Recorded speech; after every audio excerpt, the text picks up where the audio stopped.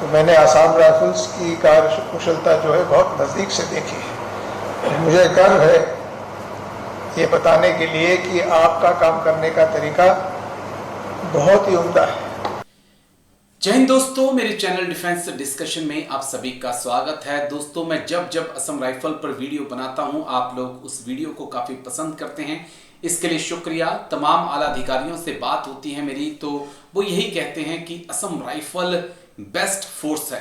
कई तो ऐसे भी हैं जो ये कहते हैं कि असम राइफल वॉरफेयर में, जंगल वॉरफेयर में, काउंटर इंसर्जेंसी में इंडियन आर्मी की भी कई यूनिट से बहुत अच्छा काम करती है। असम राइफल के तारीफों के पुल बांधे जाते हैं। कई कहते हैं कि असम राइफल का एक बड़ा अहम योगदान है नॉर्थ ईस्ट की शांति में, और इस चीज को नकारा नहीं जा सकता है। और जो भी टास्क आज तक असम राइफल को मिले, उन्होंने बहुत अच्छे से उन टास्क को पूरा किया है। लेकिन तारीफ तो असम राइफल की सब करते हैं, लेकिन जब बात एमओडी में शामिल करने की आती है तो अफसर गोलमोल बातें करने लगते हैं, और ये आपने भी देखा होगा। लेकिन हाल ही में एक वाकया और ऐसा हुआ जब अरुणाचल प्रदेश के राज्यपाल माननीय केटीपी नाइक सर, जो कि सेना से रिटायर्ड लेफ्टिनेंट जनरल हैं, उन्होंने राजभवन में एक सम्मान समारोह में असम राइफल के जवानों को स्वर्ण और रजत पदक से सम्मानित किया।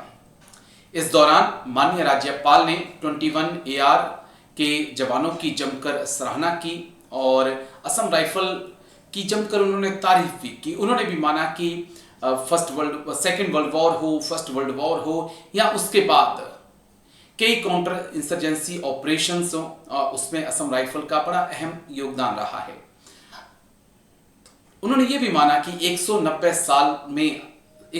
साल के इतिहास में असम राइफल को जो भी काम मिले, उन्होंने बखूबी उस काम को अंजाम दिया। मैं सैल्यूट करूंगा सर को, लेकिन सर, इस मंच से अगर असम राइफल के जवानों को वेलफेयर देना है तो सबसे बड़ा वेलफेयर उनके लिए यही होगा कि हम उन्हें डुअल कमांड से हटाकर एक सिंगल कमांड के नीचे लाएं, उन्हें मिनिस्ट्री ऑफ डिफेंस के नीचे लाया जाए। आर्मी ऑफिसर जो हैं वो उनके ऊपर कमांड करते हैं, तो वही ज़्यादा बेटर भी होगा असम राइफल के जवानों के लिए भी, असम राइफल्स के लिए भी, क्योंकि तमाम मैक्सिमम आर्मी की यूनिट भी असम राइफल के बाद ही खड़ी हुई हैं। तो सर ने क्या कुछ कहा, माननीय राज्यपाल केटीपी नाइक सर ने क्या कुछ कहा असम राइफल की तारीफ में, वो आप सुनिए जरा। समारोह में उपस्थित हमारे राजभवन के commissioner Shri Pawan Kumar Sen ji, commander 25 sector Assam rifles brigadier Sarabjit Singh, commanding officer 11 Assam rifles Vivek Tripathi Sena medal, Assam rifles के सभी ऑफिसर्स, GSO साहबान और बहादुर जवान, राजभवन के सभी यहाँ मौजूद उपस्थित कार्यकर्ता, मुझे बेहद खुशी है कि आज के इस अलंकरण समारोह में असम राइफल के कई लोगों ने गोल्ड और सिल्वर मेडल प्राप्त किए।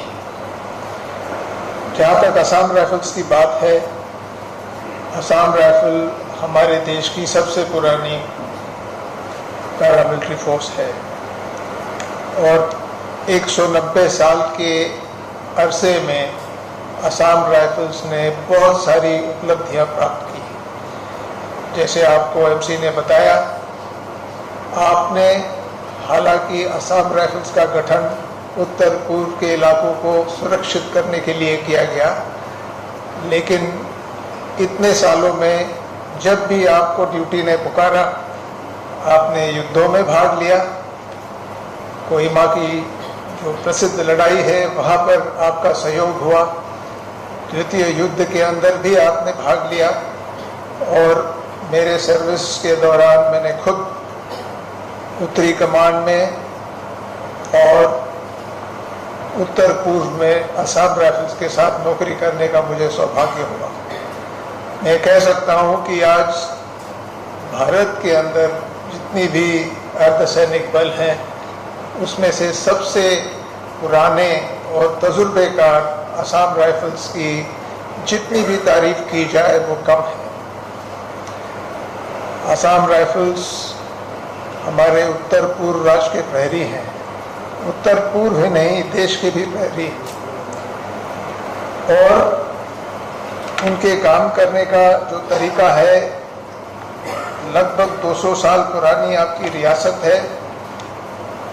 आपने जो अपने आप के लिए एक सम्मानित स्थल भारत में स्थापित किया है वो बहुत ही सराहनीय है। मुझे बहुत खुशी है कि आप सब आज यहाँ उपस्थित हो, तो मुझे मौका मिला आपको गोल्ड और सिल्वर मेडल से अलंकृत करने का।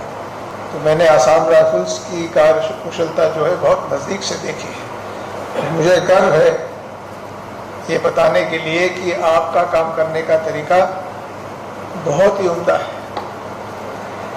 जब हम दुनिया के बाकी फौजों को और अर्धसैनिक बलों से उनकी तुलना करते हैं तो मुझे नहीं लगता कि कोई भी अर्धसैनिक बल आपके बराबर में आ सकता है। हमें ज्ञात है कि जब दूसरे देशों में आतंकवाद, उग्रवाद, इस किस्म की चीज़ें, हरकतें हुई हैं, उन्होंने निपटने के लिए भारी हथियार, टैंक, एपीसीज और हेलीकॉप्टर्स का इस्तेमाल किया है। लेकिन हमारी सेना ने, हमारे असम राइफल्स ने और हमारे अर्धसैनिक बलों ने ये कार्य कुशलता, मेहनत, लगन, विश्वास, इस सब के साथ किया है। और हमारा ध्येय सिर्फ उनको मारना नहीं था, हमारा उद्देश्य था उनको दोबारा से आम नागरिक बनाने का, और बहुत हद तक हम सफल भी हुए हैं। जहाँ तक NSCN की बात आती है तो मुझे बताना चाहता हूँ मैं कि 74 के दशक में, 70 के दशक, हम 74 से लेकर 76 तक हमारी यूनिट यहाँ पर थी, और उस वक्त हमें मौका मिला था कि नागा उग्रवादी जो चाइना से ट्रेनिंग लेके वापस आ रहे थे, उनके साथ उनको घेरा डालना और पकड़ना, ये टास्क दिया गया था। और मैं ये भी बताना चाहता हूँ कि अच्छी ताजबीज के साथ, अच्छी प्लानिंग के साथ, अच्छे इंटेलिजेंस के साथ असम राइफल्स और अन्य यूनिटों को मिला के ये कार्रवाई मुकोकचुंग इलाके में हुई, जहाँ से ये वापस आ रहे थे, और हमने उनको घेरे में डाला और घेरा लगाने के बाद 81 मिलीमीटर मोटर का स्मोक बम फायर किया।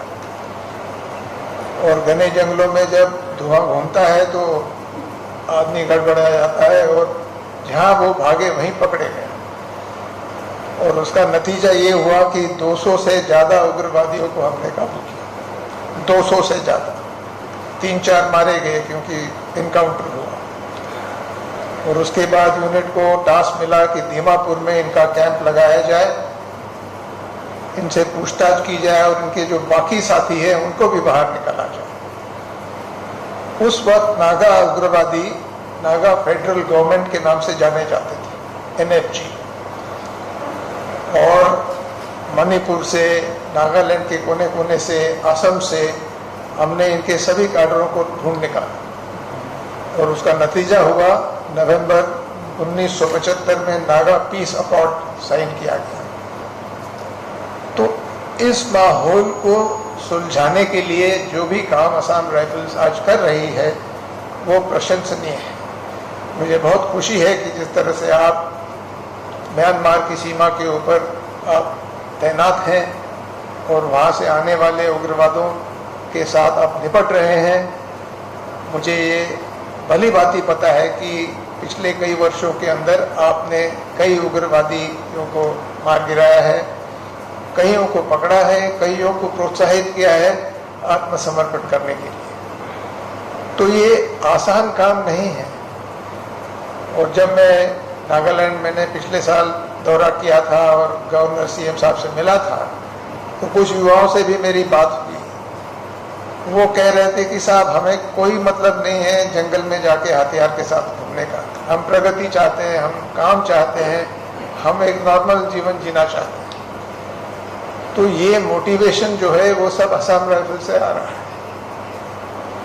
क्योंकि आपका जो रवैया रहा है लोगों के साथ पूरे ही उत्तर पूर्व में, वो बहुत ही सहनशीलता का, प्यार मोहब्बत का रहा है। और कठिन वक्त में भी आपने संयम रखा, आपने नुकसान होने से बचाया, इनको मोटिवेट किया आत्मसमर्पण करने के लिए। और आज पूरे उत्तर पूर्व में जिस रफ्तार से प्रगति हो रही है, डेवलपमेंट हो रहा है, वो पिछले 10 दशकों में नहीं हुआ होगा। तो इसका श्रेय बहुत बड़े हद तक मैं असम राइफल्स को देता हूँ।